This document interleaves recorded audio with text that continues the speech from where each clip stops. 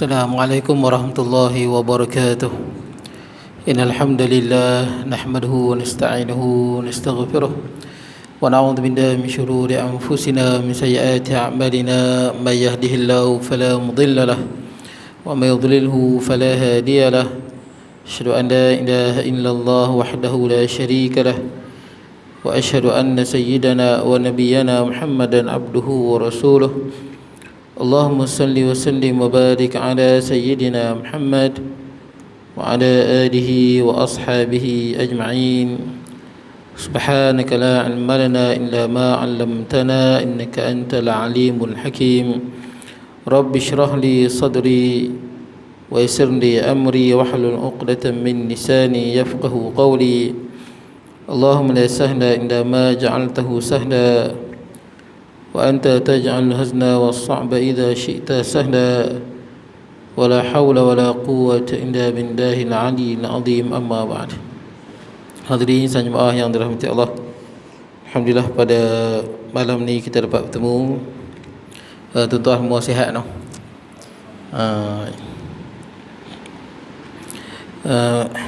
Kita berhenti di muka surat, masih lagi dalam bab perang Uhud, dalam peperangan Uhud. Baik, jadi kita berhenti berkenaan dengan Nabi SAW mengaturkan strategi perang. Jadi kita dah sebut bagaimana perang Uhud ni berlaku kerana kafir Quraisy nak membalas dendam kekalahan mereka dalam perang Badar. Jadi mereka bergerak dengan kekuatan 3,000 tentera, bergerak datang ke Madinah. Kemudian Nabi SAW pun bergerak setelah berbincang dengan para sahabat nak bertemu dengan mereka di Gunung Uhud. Jadi Nabi SAW serahkan 3 bendera. Bendera Muhajirin Nabi serahkan kepada Mus'ab bin Umair. Bendera Ansar diserahkan, bendera Aus diserahkan kepada Usaid bin Hudair, dan bendera Khazraj diserahkan kepada Hubab bin Munzir. Baik. Jadi kemudian Nabi SAW pun bergerak. Ketua utama adalah Nabi Muhammad sallallahu alaihi wasallam. Ketua utama adalah jendera besar dia. Baik, kemudian kita sambung. Qala musannifu rahimahullahu taala wa nafa'ana bi ulumi fid darain. Kata pengarang, pengaturan ini merupakan strategi yang sangat bijaksana dan amat menyuruh. Saya sebut Nabi Muhammad SAW orang yang paling bijak sekali mengatur strategi perang. Jadi di barisan depan Nabi SAW letak sahabat Nabi yang paling handal berperang, paling hebat. Hamzah, Abu Dujana, Ali bin Abi Talib radhiyallahu anhu ajma'in, yang handal-handal perang ni duduk kat depan. Baik, kemudian di mana ianya dapat menggambarnya akan kecerdikan Rasulullah SAW sebagai seorang ketua perang. Tidak ada seorang ketua perang pun yang memiliki kecerdikan dalam menetapkan strategi yang sangat jitu. Tak ada. Hebat Khalid Al-Walid pun tak dapat menandingi kebijaksanaan Nabi Muhammad SAW. Buktinya dalam perang ni Khalid Al-Walid pun mula-mula tak menang, tapi disebabkan kelalaian cuai yang orang sahabat yang turun tu. Nabi suruhkan, Nabi kata jangan turun, dia berturun. Itu yang Khalid Al-Walid dia ambil peluang. Kemudian baginda memilih tempat yang sangat strategik, padahal kedatangan baginda di sana telah didahului oleh tentera musuh. Yang sampai di Gunung Uhud, musuh sampai dulu. Tapi bijaknya Nabi Muhammad SAW, dia ambil kedudukan yang paling strategik. Saya sebut kat tuan-tuan dah, ni Madinah, ni Mekah. Musuh mai bukan duduk sini. Musuh mai dia keliling duduk atas ni. Sini. Dijadikan Madinah, ni Madinah, Mekah bawah ni, lebih kurang 500 km. Jadi musuh duduk di sini, Bukit Uhud.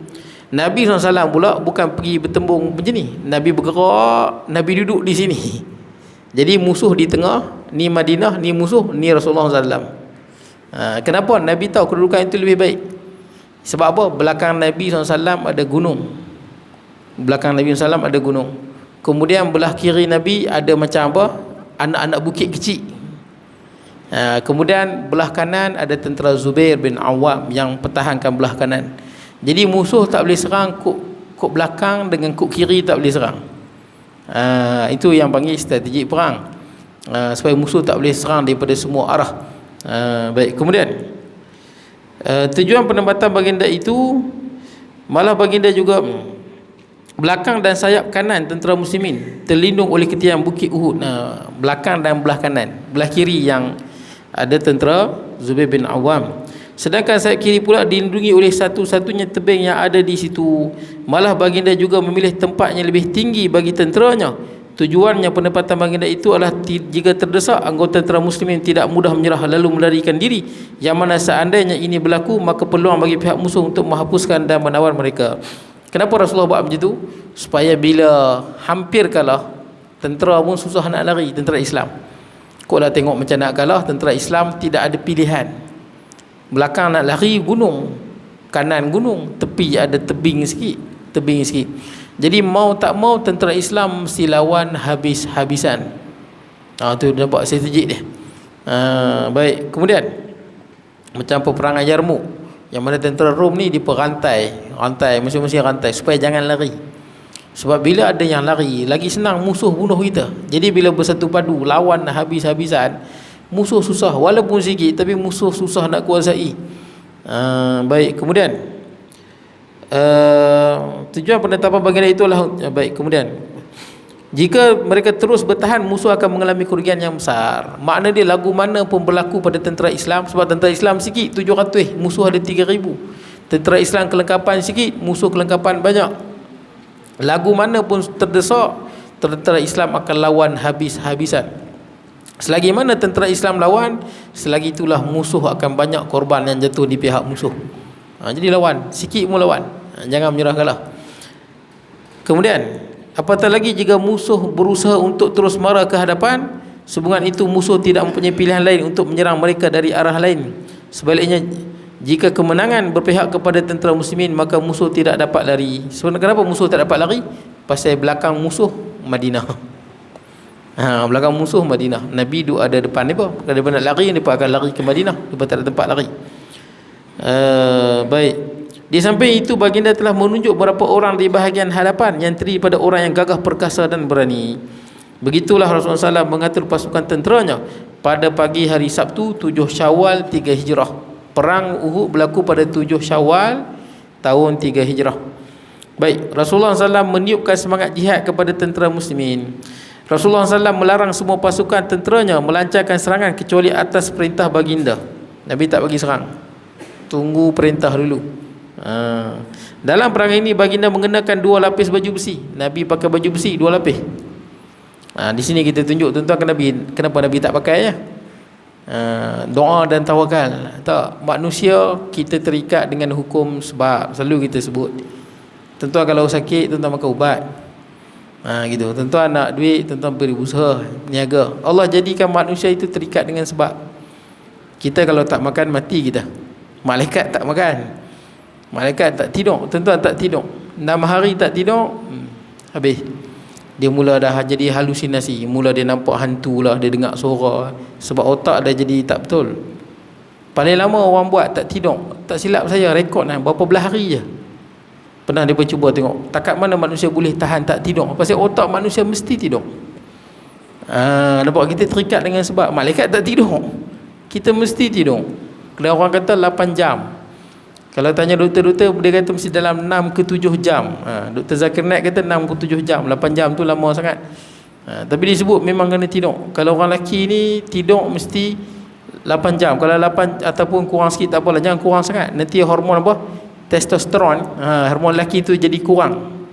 Tuan-tuan tidur kurang, boleh kurang sampai 10 kali ganda. Itu orang yang bina badan tu, badan berketul-ketul tu, dia mesti tidur 8 jam. Kalau dia tak tidur 8 jam, badan dia payah nak naik. Dia penting tidur tu. Tu dalam Quran sebut apa? Wa ja'alna al-laila libasan wa ja'aba, malam tu penutup. Nau wa ja'alna naumakum subata, dan kami jadikan tidur kamu itu satu kerehatan, rehat.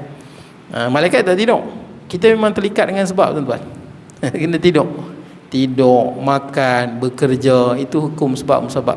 Dan saya pernah sebut kat apa tempat kisah Nabi apa? Nabi Musa alaihi salam, dia sakit. Bila dia sakit, datanglah kaum dia bagi tahu, wahai ya Nabi ya Allah, kau kena makan ubat sekian dan sekian kalau nak sembuh. Nabi Musa kata apa? Aku tak mau makan ubat sehingga Allah menyembuhkan aku. Memanglah Allah yang menyembuhkan, betul lah. Dia tak mau makan. Tapi sakit Nabi Musa tu tak hilang, lagi teruk, sampailah Allah wahyukan kepada Nabi Musa alaihissalam, wahai Musa, sakit kau tidak akan sembuh sehingga kau makan ubat. Sehingga kau makan ubat. Maka Nabi Musa pun bagi tahu kat kaum dia, tolong ambillah ubat yang hangpa bagi tahu tu. Ya. Oh, ubat apa noh? Jadi disebut umum. Disebut umum tuan-tuan. Dalam kisah tu disebut umum. Saya tak pastilah Panadol ke apa, tak pasti. Ini disebut umum tuan-tuan. Wallahu alam. Baik, yang penting ubat ini mesti berdasarkan ilmu kajian. Ubat itu yang kita sebut Islam sangat mengutamakan ilmu. Bukan makna kita ni orang mengaji agama kuat, rajin berzikir, baca Quran, kita tahu semua benda. Jangan. Banyak orang disilap. Dia rasa dia mengaji agama banyak, dia ada ilmu banyak, dia banyak berzikir, baca Quran, dia rasa semua benda dia pandai. Lalas kena tipu dengan skamer. Lalas kena tipu dengan ni, kena tipu dengan ni. Pasal apa? Pasal perasan. Saya pernah jumpa ada ustaz kena tipu sampai jual tanah ratus ribu. Itulah. Hang pandai buat agama, hang banyak ibadah, bukan makna hang arti semua. Kena aku itu Nabi SAW pernah suruh Al-Haris bin Kildah. Nabi suruh para sahabat rujuk dia. Kalau sakit rujuk dia. Pasal apa rujuk Al-Haris bin Kildah? Al-Haris bin Kildah bukan orang Islam, tapi dia doktor nombor 1 zaman Nabi. Sampai sekarang dia iktiraf tu doktor nombor 1 bangsa Arab. Al-Haris bin Kaladah atau bin Kildah. Dia bukan Islam. Pasal apa? Dia ada ilmu. Islam sangat sangat mengutamakan ilmu. Quran sebut tu. Qul hal yastawil ladzina ya'lamuna wal ladzina la ya'lamun. Adakah sama orang yang tahu dengan orang yang tak tahu? Tidak. Sebab tu ada orang kadang-kadang kita tengok dia ni hebat ilmu agama dia semua, tapi bab politik dia tak reti. Ya dah, kita geleng kepala kita tengok. Ada orang kadang ilmu agama hebat, ibadah kuat, tapi bila sembang bab apa, bab ekonomi, kita pun geleng kepala. Tak, dia kena ada kemahiran tuan-tuan. Kena ada kemahiran di bidang dia. Sembang bab bisnes, kita pun geleng kepala tuan-tuan. Dia kena ada kemahiran dalam bidang tu, ilmu tuan-tuan. Sebab tu tak sama orang yang ada ilmu dengan orang yang tak ada ilmu dalam segala bidang. Baik, jadi tuan-tuan, Nabi Musa tak mau makan. Bila Allah wahyu kan, kena makan seperti mana yang kaum-kamu bagi tahu ubat tu. Tu Nabi Musa kata, bawa mailah ubat tu. Maka Nabi Musa pun makan dan sembuh. Cuma Nabi Musa terfikir, pasal apa nak kena makan ubat yang menyembuhkan Allah? Nabi apa? Ibrahim pun sebut, wa idza maridtu fahuwa yashfin, bila aku sakit Allah yang menyembuhkan. Betul. Saya tanya tuan-tuan, siapa yang bagi rezeki? Allah kan. Tapi tuan-tuan cari rezeki tak? Tuan-tuan cari. Tapi hakikatnya Allah yang bagi. Pasal apa? Yang bagi rezeki Allah. Tapi tugas kita cari, bukan duduk saja. Siapa cari dia doa yang dia tak usah, dia berdosa. Dia ingkar arahan Allah. Allah Taala suruh cari rezeki. Pak habis mak cari rezeki. Itu ingkar pada arahan Allah Subhanahu Wa Taala. Baik, pasal apa? Ni Allah Ta'ala bagi akal, tangan, usaha, pilihan. Kita boleh usaha, kena usaha. Tak apalah Nabi Musa terfikir, kenapa nak kena makan ubat? Allah wahyukan pada Nabi Musa AS, wahai Musa, adakah semata-mata dengan tawakal kamu, tawakal serah pada Allah, engkau nak membatalkan apa? Ketetapan aku, sunnah aku. Apa ketetapan Allah pada makhluk? Sunnatullah fi khalqih. Sunnah Allah ni tuan-tuan, api itu membakar. Betul tak? Jangan tuan-tuan pergi suar tangan dalam api, lepas tu tuan-tuan doa, ya Allah janganlah bakar tangan aku. Kenapa buat macam tu? Itu sifat api, sunnatullah. Tuan-tuan dahaga, tuan-tuan minum, hilang dahaga. Ni tuan-tuan tak mau minum, ya Allah hilangkanlah dahaga. Ayat tak mau minum. Yang suruh makan minum sebab Allah Ta'ala suruh, kulu wash rabu. Dia doa, ya Allah hilangkanlah dahaga. Ayat tak mau minum. Dia orang yang derhaka. Dia tak mau tidur, dia beribadah. Dia beribadah tak tidur sampai tak larat. Dia kata, ya Allah berikanlah aku kekuatan beribadah tanpa tidur. Ni orang yang derhaka, kerana Allah menjadikan manusia itu tidur. Dan Nabi-Nabi pun tidur. Itu sifat manusia, itu sebab musabab. Dan Quran sebut tidur itu satu kerehatan. Quran yang sebut. Mana boleh kita batalkan sunatullah itu? Itu ketetapan Allah pada manusia, begitu. Jadi itu yang Allah Ta'ala sebut pada Nabi Musa, adakah dengan semata-mata tawakalmu engkau nak membatalkan apa? Ketetapanku pada makhluk. Ini ketetapan Allah pada makhluk, supaya kita dapat memilih. Malah dalam hadis riwayat Imam Abu Daud kan sebut, innallaha anzala da'an wad dawa. Allah Ta'ala menurunkan penyakit dan ubat. Allah Ta'ala yang menurunkan penyakit dan ubat. Ada penyakit, ada ubat. tapi yang menyembuhkan Allah. Kita ni menurut sebab. Pasal bukan ikut sebab. Pasal sebab tu ibadah. Betul tak? Tuan-tuan sakit makan ubat. Sebagai ulama kata wajib makan ubat supaya jangan membinasakan diri sendiri, dapat pahala. Kan ibadah. Hidup kan untuk beribadah, tuan-tuan. Wa ma khalaqtul jinna wal insa illa liya'budun. Tidak aku jadikan jin dan manusia mereka untuk beribadah. Tuan-tuan, makan ubat tu ibadah lah. Sebagai ulama kata sunat, sebagai ulama sufi kata harus. 3 pandangan. Saya ambil yang tengah, sunat. Jadi tuan-tuan, kalau tuan-tuan sakit, makan dengan niat sihat, boleh ibadah, boleh main mengaji. Betul tak tuan-tuan? Makan ubat tu pun ibadah, bukan nanti berzikir baca Quran. Kita tak mau makan ubat, kita dah buang satu ibadah yang Allah tetapkan pada kita. Nampak? Tak apalah tuan-tuan. Nak ceritanya tuan-tuan, jangan tawakal ni apa? Kita tak bergantung pada ubat. Kita tahu yang menyembuhkan Allah, tapi kita makan ubat kenapa? Ini perintah Allah. Fatadawaw, kan hadis tadi sebut, maka hendaklah kamu berubat kerana ada penyakit, ada ubat. Malaikat ada demam, tuan-tuan. Malaikat mana ada demam? Malaikat ada sakit gout tak, tuan-tuan? Tak ada. Ada sakit apa? Tulang belakang, slip disc, tak ada. Malaikat ni rokok. Yang rokok dah berbilion tahun. Yang sujud dah bilion tahun. Ada rasa sakit apa, tuan? Kita manusia lemah. Wa khuliqal insanu dha'ifa. Quran sebut jelas kan. Dijadikan manusia itu lemah. Tuan-tuan tengok kita dengan ikan. Boleh tak tuan-tuan menyelam dalam ikan macam ikan tu? Menyelam lama. Tak boleh. Kita lain anatomi, ikan lain. Manusia di antara makhluk Allah yang lemahnya manusia, paling lemah. Tapi hebat pasal ada akal. Boleh lah. Jadi ingat, bila sakit usaha berubat, pasal usaha tu dapat pahala, itu ibadah. Tapi jangan bergantung pada usaha. Bergantung pada siapa? Allah.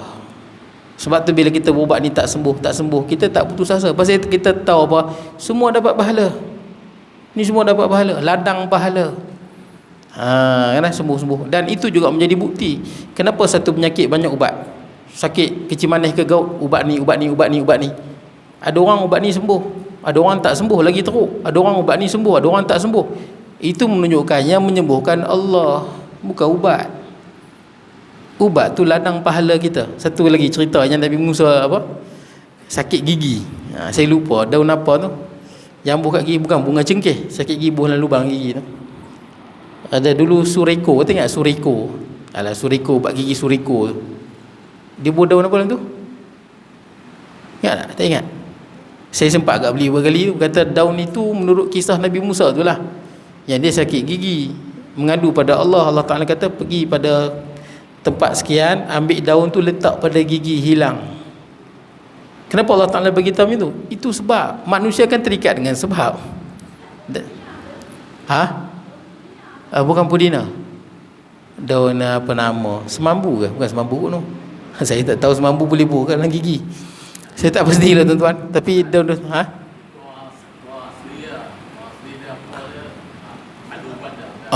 ya ke? Tapi kita kadang kena akui juga, kadang-kadang ubat orang asli ni mujarab sebab dia tajribah, dicuba. Sebab tu ada kes yang orang sakit, orang barat sakit, dia pergi dekat tempat Red Indian bagi ubat sembuh. Sama ubat-ubat Cina Ubat Cina tu berdasarkan ribuan tahun punya kajian. Itu banyak kadang ubat Cina mujarab. Saya ada gout, adik saya ada gout, tapi saya terkawal sikit lah tuan-tuan. Saya kawal banyak lah, tak boleh makan seafood apa semua ni, jarang sangat dah makan lah. Adik saya pun gout. Maka ubat klinik apa ni tak berkesan sangat, tapi dia pergi beli ubat dekat kedai Cina kat Bagan Serai tu. Sekali dia makan sembuh. Kalau dia rasa kaki dia tu macam dah dia nak kena gout ni, kita rasa dah dia tak berapa dia tak apa sedap lah. Makan seafood dia rasa lain kan. Dia dah rasa macam tu, pergi makan ubat tu, memang sembuh. Sebab apa? Itu bukan cerita sehari semalam punya kajian, ribuan tahun. Perubatan Cina atau perubatan yang makan tempoh masa yang sangat panjang. Macam tuan-tuan makan ubat-ubat ni lah tuan-tuan. Ubat tuan-tuan makan ni bukan senang tuan-tuan. Doktor cuba dekat arnab, cuba kat tikus. Macam vitamin kalsium dengan vitamin D kan. Saya pernah tengok doktor sebut, tuan-tuan boleh makan, bagus, tapi jangan banyak sangat. Nanti otot jantung jadi kerah. Macam mana dia beritahu? Dia buat kajian dekat arnab. Banyak vitamin D dengan kalsium mengeraskan otot jantung, boleh rosak jantung.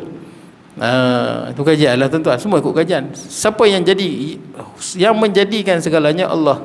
Tapi Allah Ta'ala jadikan dunia ini berjalan dengan sebab. Jangan membatalkan sebab tu. Baik, jadi tuan-tuan, Nabi Musa sakit gigi, Allah Ta'ala kata ambil daun sekian, buh. Jadi Nabi Musa pun ambil daun tu, letak pada gigi dia, sembuh. Selang apa lama Nabi Musa sakit balik gigi. Tak minta pada Allah dah tuan-tuan. Nabi-Nabi ni dia dekat dengan Allah tuan-tuan. Kalau orang yang tak beriman pada Allah, dia pun memang terikat dengan sebab. Kita orang Islam, kita tak semata-mata dengan sebab, kita juga terikat dengan, kita juga apa? Beriman pada Allah. Kalau orang bukan Islam, dia tak beriman pada Allah, Allah Ta'ala berikan mereka berdasarkan sebab. Tapi orang Islam, kita beriman pada Allah. Kalau Nabi tuan-tuan, dia dekat dengan Allah, hubungan dia dekat dengan Allah. Nabi Musa ni bila dia sakit gigi, dia tak mengadu pada Allah, terus pergi ambil daun tadi, buh kat gigi dia. Kali kedua tak sembuh. Tak sembuh. Maka Nabi Musa kan dia bercakap dengan Allah, ya Allah, engkau dah tunjuk maka buah daun ni sembuh, kenapa bubuh tak sembuh? Kata Allah SWT, kali pertama kau mengadu pada aku, kali kedua kau pergi terus pada pokok tu. Nak beritahu yang menyembuhkan Allah. Tapi kita terdekat dengan sebab.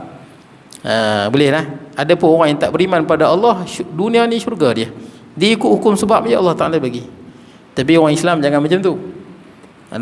Sebab tu tentera Islam dalam perang Hunain kalah. Walaupun kita 10,000, musuh ada 2,000, 3,000 ya. Pasal apa? Kita fikir bila banyak boleh menang, rupanya kalah. Allah Ta'ala tak tolong. Orang Islam, kemenangan dia juga kena pergantungan. Di samping sebab, pergantungan pada Allah. Tuan-tuan tengok bab apa saya sebut kat tuan-tuan dulu kan, betapa susahnya Nabi Ibrahim nak dapat anak kan. Susah nak dapat anak. Sampai Sarah umur 90, Nabi Ibrahim umur 100 baru dapat anak satu.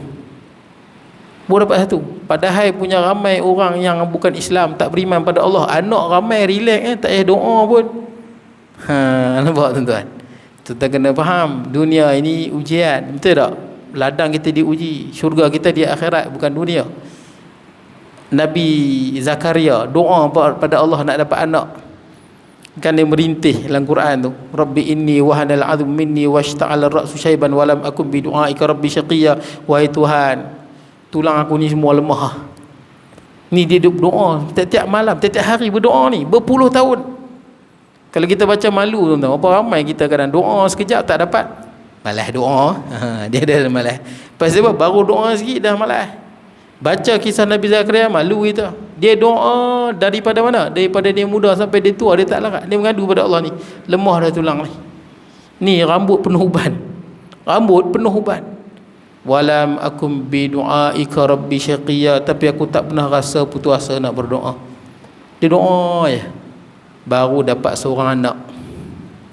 Nabi Zakaria kan dah berpuluh tahun doa. Itu pun minta pada Allah jadikan tanda. Allah Ta'ala kata tanda nak dapat anak tu tak boleh bercakap 3 hari.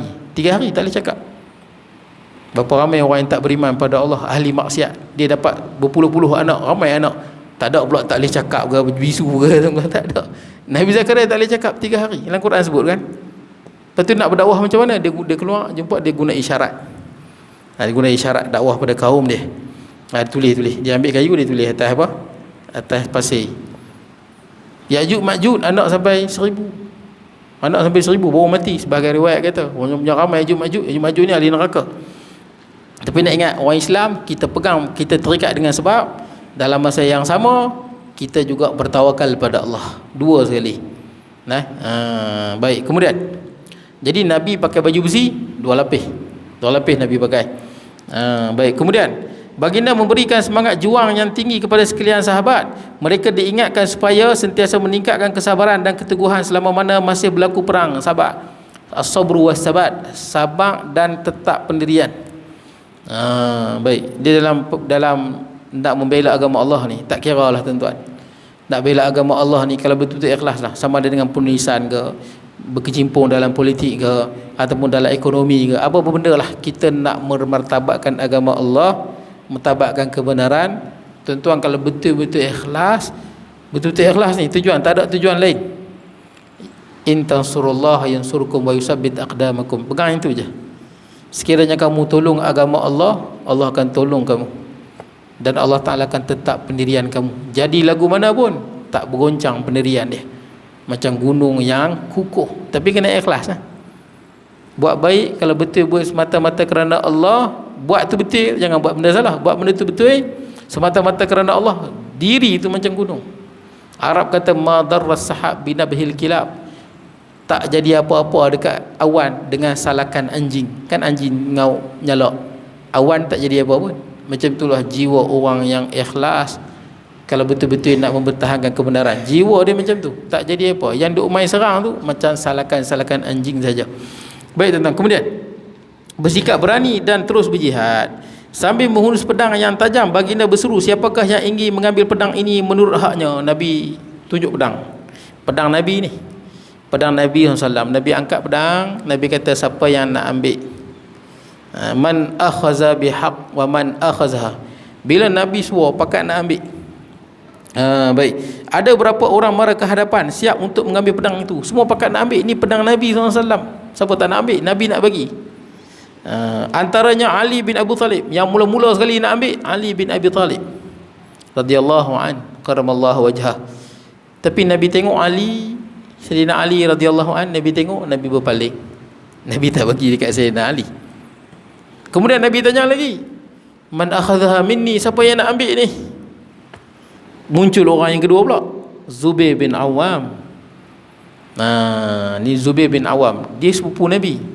Ali bin Abi Talib kita terkenal dia sepupu Nabi, Zubair pun sepupu juga. Tapi kenapa tak terkenal sangat? Pasal dia sepupu daripada mak dia nama Safiyah. Safiyah dia tu kakak pada ayah Nabi SAW. Jadi disebabkan Safiyah tu anak perempuan, jadi nasab tu tidak sekuat macam Ali bin Abi Talib tu.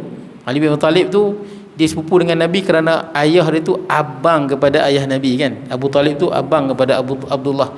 Yang Zubair bin Awam ni sepupu Nabi juga. Safiyah tu kakak kepada mak Abdullah, sepupu Nabi SAW, Zubair bin Awam. Jadi bila Zubair nak pergi ambil, Nabi tengok Zubair, Nabi paling. Nabi tak bagi juga kat Zubair bin Awam. Dua sepupu Nabi ni, dua-dua Nabi tak bagi. Kemudian Nabi tanya lagi, man akhadha minni, siapa nak ambil? Seorang lagi datang, Sayyidina Umar radhiyallahu an. Sayyidina Umar Al-Khattab pun nak ambil. Nabi tengok Sayyidina Umar, Nabi tak bagi. Nabi paling, Nabi tengok ke lain. 3 orang sahabat yang mulia nak ambil, Nabi tak bagi. Namun pedang itu belum juga diserahkan kepada siapa pun sehinggalah seorang lelaki nama dia Abu Dujanah Simak bin Kharashah mara ke hadapan sambil bertanya, apa haknya wahai Rasulullah? Dia tanya pada Nabi, sebab Nabi tanya illa ambil bihaqqihi, dan kena tunaikan hak pedang ni. Tu bila Nabi sebut kena tunaikan hak pedang ni, maka terdiam Sayyidina Ali, Sayyidina Zubair bin Awam dengan Sayyidina Umar terdiam sebab tak tahu hak apa. Tapi datang Abu Dujanah Simak bin Kharashah ni, dia tanya, wahai Rasulullah, apa itu haknya? Dia marah. Baginda menjawab, hendaklah engkau menghunus pedang ini ke wajah-wajah musuh hingga bengkok. Pedang ni kena lawan sungguh. Maksud dia apa? Tak boleh paling ke belakang, lawan sampai dia bengkok pedang ni. Itu hak dia. Tak boleh lawan, tengok macam nak kalah, tak larat ke, nak pergi minum ayam ke, patah balik Ustaz, tak boleh, lawan sampai bengkok. Jadi itu kalau hak pedang tu. Aku akan mengambilnya menurut haknya wahai Rasulullah, jawab Abu Dujanah. Lalu baginda memberikan pedang itu kepadanya. Pedang ni dapat kat Abu Dujanah. Baik. Abu Dujanah adalah seorang lelaki yang berani tanpa menutup dirinya medan perang. Maksud dia apa? Dia tak pakai baju besi. Kenapa tak pakai? Pasal memang tak ada pun. Masa ni sahabat Nabi yang pakai baju besi apa orang? Sikit je tuan-tuan, tak ramai. Kelengkapan tak cukup. Baik. Nak ceritanya tak pakai baju perang, tapi duduk di depan. Baik. Kenapa Nabi pakai baju perang? Pertama, pasal Nabi memang ada. Yang kedua, Nabi lah sasaran serangan musuh. Memang musuh nak bunuh Nabi SAW. Baik. Kemudian, sehingga kelihatan menutup dirinya medan perang, sehingga kelihatan sombong. Dia mempunyai serban berwarna merah. Jika serban itu sudah dipakainya, maka semua orang tahu bahawa dia akan berperang hingga mati. Dia ada satu serban warna merah, selalu disimpan. Kalau dia pakai serban tu, orang tahu dia akan lawan sampai dia mati. Tapi sebelum ni dia tak pernah mati lagi lah. Siapa yang lawan dengan dia, orang tu yang mati. Baik, kemudian maka semua orang tahu bahawa dia akan berperang hingga mati. Setelah mengambil pedang daripada baginda, maka dia mengikat serban merahnya di kepala. Lepas dapat pedang tu, dia ambil serban dia pakai. Maksud dia akan lawan sampai tetisan darah yang terakhir. Baik, kemudian lalu dia berjalan mengambil tempat di antara dua pasukan. Ketika Rasulullah bersabda, sungguhnya itulah cara jalan yang dibenci oleh Allah kecuali seperti di tempat ini. Abu Dujanah bila dapat pedang pada Nabi, dia pakai serban warna merah, dia berjalan dengan gaya seorang pahlawan. Macam mana gaya apa? Gaya, ada gaya, jalan bergaya. Macam jalan berdada orang jalan tu. Ni Nabi sebut ni. Nabi kata innaha lamasyatun yubghiduha Allah. Ini cara jalan yang dibenci oleh Allah. Illa fi mithli hadzal mautan, kecuali dalam tempat ni.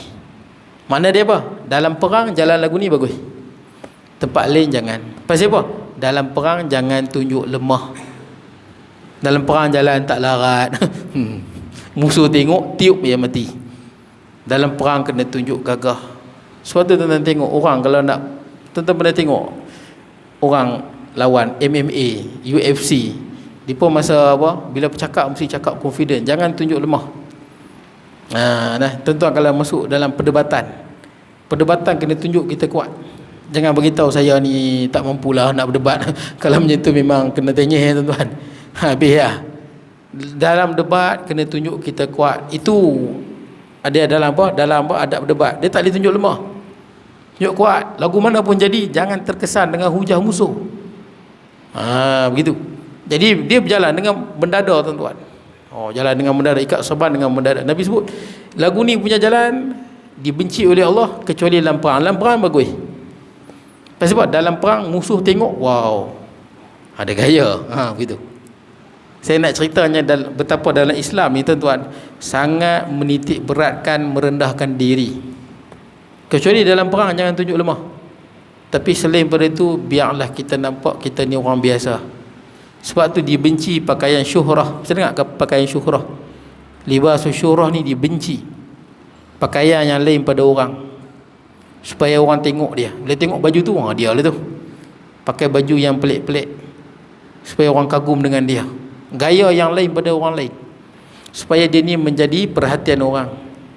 Yang ni dibenci. Libas syuhrah dibenci. Sama ada orang tengok tu orang puji ataupun orang gelak kat dia. Apa pakai lagu tu? Ya. Kalau orang kaya pakai koyak-koyak apa pun, Orang kaya pakai koyak-koyak, dia tak ada baju ke apa? No overfire. Tak apa aja. Tak apa aja. Tak apa. Syuhrah ni bukan baju koyak-koyak. Syuhrah ni baju pelik. Baju khusus pada baju syuhrah ni. Syuhrah ni apa? Baju kemasyhuran, baju yang hebat. Baju koyak-koyak hebat ke tuan-tuan? Kau tengok, wow hebatnya. Tak kot. Ni baju yang menarik perhatian orang. Orang tengok tu, wow dahsyatnya. Contohnya dia pakai jam 2. Contoh jam 2 pakai. Saya pernah tengok satu orang datuk kaya, dia masuk TV jam 2. Pasal jam 2, jam ni pun 1 juta lebih. Jam ni pun 1 juta lebih. Kenapa pakai 2? Orang akan tanya, datuk kenapa pakai jam 2? Ni 1 juta lebih. Yang ni harga dia bla bla bla bla mahal. Dia nak bagi tahu jam dia mahal. Saya tengok dalam TV, ya Allah, datuk ni. Alah, datuk kontroversi tuan-tuan, tahu niaga tu. Saya tengok itu libas syuhrah lah tu. Mana ada orang buat kerja lagu tu? Ada orang buat jam macam tu tuan-tuan? Tak pun jam 10 ke? 5 jam, 5 jam. Ini sejuta. Orang tengok pelik. Apa dia ni? Orang akan tengok pelik, nak bagi tahu mewah. Itu tak elok. Sebab tu dia tak boleh. Jangan pakai fashion yang orang lain tak pernah dibuat orang, dan orang tengok menjadi satu kebanggaan, kemasyhuran bagi dia. Itu dalam Quran pun tak bagi, wala tusahhir khaddaka wala tamshi fil ardi maraha. Dalam Quran sebut kan, jangan berjalan dalam keadaan mendongak macam ni. Selalunya orang belagak ke tak tu kalau macam ni? Belagak ke tak belagak? Belagak jalan angkat je ni. Makruh. Macam ni jangan. Makruh. Macam tu mendongak ni angkat. Walam tamshi fil ardi marha. Jangan jalan dalam keadaan megah. Jalan megah. Megah pasal apa? Kereta 400,000. Megah pasal apa? Jam 1 juta lebih. Jam kan ada mahal jam, ada mahal jam. Kenapa megah? Aku seorang yang ada baju ke ni apa mahal-mahal macam tu. Louis Vuitton apa? Louis Vuitton mahal tu. Beg mahal, semua mahal, kasut mahal, semua mahal. Jalan tu dia rasa lain sikit. Haram hukum dia. Tak boleh. Boleh tak pakai baju mahal-mahal? Boleh je, pakai sudah. Tuan-tuan dah ada duit, pakai je lah. Dah pakai. Tapi jangan pakai kita rasa megah, tengok orang lain lekeh. Itu haram. Berdosa. Tuan-tuan ada duit, tuan-tuan nak beli kereta mahal, boleh je, pakai je lah. Tidak kan, di samping tuan-tuan dah tunaikan hak zakat dan sebagainya, tapi kita pakai dah ada duit, tuan pakai je lah. Tidak kan, dah ada duit, pakai je lah. Tak salah, boleh. Tapi jangan pakai itu pasal apa? Pasal bagi orang tengok bahawa hampa tahu lagu tu. Yang tu tak boleh. Baik tuan-tuan. Kemudian pengaturan tentera Quraisy Mekah. Ni tentera Quraisy pula. Orang musyrik mengatur tenteranya hanya berdasarkan aturan barisan-barisan. Dia tak ada skill tuan-tuan, tak ada ilmu. Dia bahagi tentera dia barisan. Ni barisan pertama, kedua, ketiga, keempat, tak ada skill. Nabi bagi tengok cantik, ada Muhajirin, ada Ansar, ada Aus, ada Khazraj, masing-masing ada bendera. Kemudian belakang gunung, kanan gunung, kiri ada sikit macam tembok kecil. Kemudian ada tentera berkuda Zubair bin Awam. Nampak? Kemas tuan-tuan. Ditolong oleh Miqdad bin Al-Aswad. Ada pemanah pula, betul kan? 50 orang. Diketuai oleh Abdullah bin Jubair bin Nu'man, duduk atas bukit Al-Ansari, 50 orang. Jangan turun ni. Ada apa? Pasukan apa kita panggil duduk atas bukit ni? Musuh tak ada. Zaman sekarang dia panggil apa? Artileri tuan-tuan. Artileri penting tuan-tuan. Kalau musuh dapat trace tentera infanteri ramai, dia tembak artileri mati habis. Tembak artileri. Tuan tengok perang dunia yang kedua kan, kenapa Jerman kalah? Sebab dia kalah nombor satu antara nombor satu banyak lagi lah sebab lain. Antaranya Rusia, dia membangunkan apa? Yang roket tu, Katyusha roket tu. Kalau tuan-tuan tengok roket yang pakai lori tu kan, dia tembak bertubi-tubi tu. Itu Rusia buat yang tu. Rusia bagi dia itu ibu peperangan. Dia boleh tembak 20 km, 30 km dia boleh tembak. Memang Rusia dia hasilkan sangat banyak. Siapa yang nak perang dengan Rusia, standby lah. Dia memang banyak itu. Dia akan tembak bertubi-tubi. Dia dapat trace koordinat musuh, dia akan tembak sungguh. Sebab dulu masa perang Jerman lawan dengan Rusia tu, dengan tentera berikat, dengarnya Katyusha roket tu, tuan-tuan boleh tengok kat YouTube. Memang bunyi dia pun menakutkan. Tentera Jerman dengar tu lari habis. Pasal dia akan dihujani beratus dia hujan turun. Tuan-tuan, cara Nabi tu sampai sekarang guna lagi. Tengoklah ni Rusia di Ukraine. Kenapa Rusia lah ni agak slow sikit? Dia ada kalah sikit, slow. Sebab Barat bagi canggih-canggih punya. Amerika punya dia punya roket dia tu bukan sekadar tembak, tepat tuan-tuan. Amerika punya tepat. Dia punya roket tu boleh tembak sampai 60 km dan tepat. Lagi sakan lagi tuan-tuan. Itu yang Rusia agak teruk sikit lah tuan-tuan. Ukraine boleh tembak dia sampai 60 km tepat kena kat base dia. Tepat boleh kena. Rugi banyak. Nak cerita Nabi dah buat dah dulu. Jangan perang ni tentera Quraisy tak ada. Dia tak ada infanteri apa orang panggil? Artileri tak ada kan. Artileri tak ada. Tentera berkuda apa? Artileri tak ada. Yang nak tolong cover panah. Ni ada. Duduk atas bukit tolong panah musuh. Nabi buat lama dah. Sampai sekarang tuan-tuan masih lagi guna bijaknya Nabi sallallahu alaihi wasallam. Baik, Abu Sufyan ketua pasukan tertinggi berada di tangan Abu Sufyan bin Harb yang mengambil kedudukan di tengah-tengah pasukan. Abu Sufyan lah. Pasukan tentera berkuda Quraisy di sayap lain dipimpin oleh Ikrimah bin Abu Jahal, anak Abu Jahal. Sedangkan pejalan kaki dipimpin oleh Safwan bin Umayyah, ni anak Umayyah bin Khalaf. Ni dia ketua pasukan apa? Infanteri. Infanteri lama tuan-tuan. Sebelum zaman Nabi dah ada dah. Ketua dia Safwan bin Umayyah. Tentera berkuda, kavaleri tentera berkuda. Zaman sekarang ni macam kereta kebal lah tuan-tuan. Ikrimah bin Abu Jahal.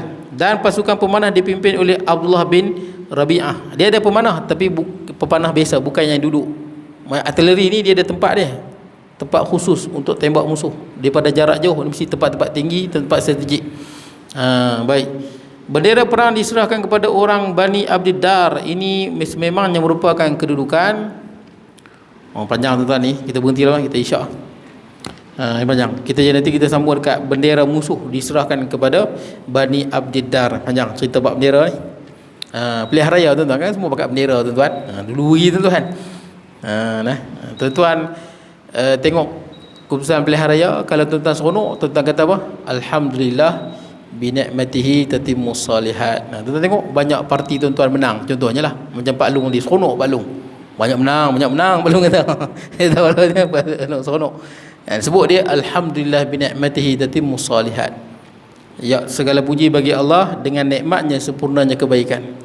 Tapi kalau di kalangan tuan-tuan tengok, oh banyak kalah ustaz, sedih lah. Tak sangka contohnya lah kan, tuan-tuan jalan pun macam ni je main masjid. Tahu lah tu banyak kalah tu, yang sedih macam ni. Tuan-tuan kena sebut alhamdulillah juga. Alhamdulillah, alhamdulillah ala kulli hal. Alhamdulillah ala kulli hal. Maksudnya apa? Segala puji bagi Allah dalam setiap keadaan. Biar tuan-tuan, pilihan raya ke tak pilihan raya, wajib main mengaji. Betul tak? Tak kira parti mana pun. Betul tak? Main mengaji wajib. Baik, jadi tuan-tuan main mengaji habis-habislah. Yang mana menang menang, jangan laksanakan tugas. Yang kalah tak apa. Betul tak? Macam mana biasalah. Baik. Saya mohon maaf tuan-tuan kalau kurangan dan sebagainya. Bismillahirrahmanirrahim. Allahumma ij'al jam'ana hadza jam'an marhuma tafarruqana ba'da tafarruqan ma'suma wa la taj'al minna shaqiyyan wa la mahruman wa la matruda. Wa sallallahu ala nabiyyina Muhammad wa ala alihi wa sahbihi wa sallam. Alhamdulillahirabbil alamin.